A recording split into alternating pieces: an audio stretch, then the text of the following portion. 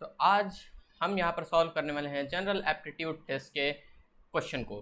तो आज ये हमारा पहला क्वेश्चन होने वाला है जो यहाँ पे हम सॉल्व करने वाले रीजनिंग से रिलेटेड यहाँ पे है। और ये जो सवाल है ये आपका नंबर सीरीज का है, यानी कि इस सीक्वेंस में कौन सा नंबर आने वाला है। तो अगर आप ध्यान से देखेंगे क्वेश्चन को, क्वेश्चन में क्या पूछा है कि find the next number in the sequence, यानी कि 3, 6, 18, 72 के बाद अब यहाँ पे क्या आएगा।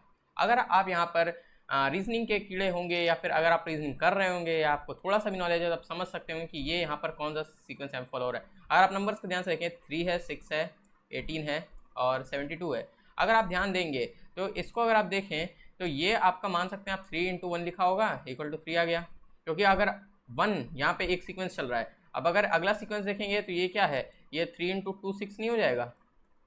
बिल्कुल हो जाएगा सर। तो मतलब कि अब ये 2 से मल्टीप्लाई हो गया तो 6 आ गया। अब ये अगला सीक्वेंस जो है, अब ये 2 के बाद अभी क्या आता है, 2 के बाद क्या आता है आपका, 2 के बाद आपका सीधा 3 आता है। तो अगर आप ध्यान से देखेंगे तो ये जो 6 × 6 18 है, ये अगर आप 6 × 3 लिख सकते हैं, ये 18 बन गया। बिल्कुल बन गया सर। अब क्या होगा, 3 के बाद अब सीधा 4 आएगा, यहाँ 1 = 1 तो 2 लिख लीजिए। तो अब ये 3 से 4 आ गया। तो अब यहाँ से देखेंगे तो इसको आप क्या 18 × 4 नहीं लिख सकते हैं? बिल्कुल लिख सकते हैं, 72 आ गया।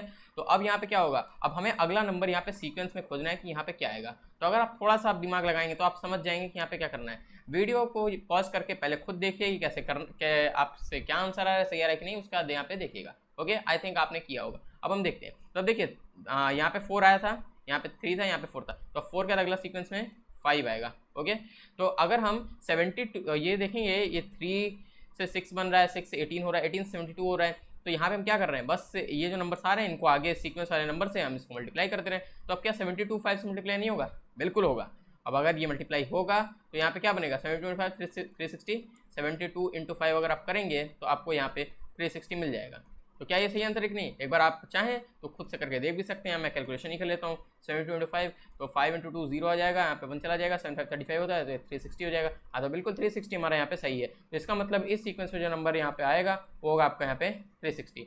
तो ऐसे ही क्वेश्चंस को करने के लिए हमारे चैनल को सब्सक्राइब कर लें और बेल नोटिफिकेशन कॉल पे सेट कर लें। 360 इसका आंसर यहाँ पे होगा। कमेंट करके अपना आंसर जरूर बताएगा, जो भी सही हो गलत हो आप यहाँ पे अच्छा करेंगे। ओके।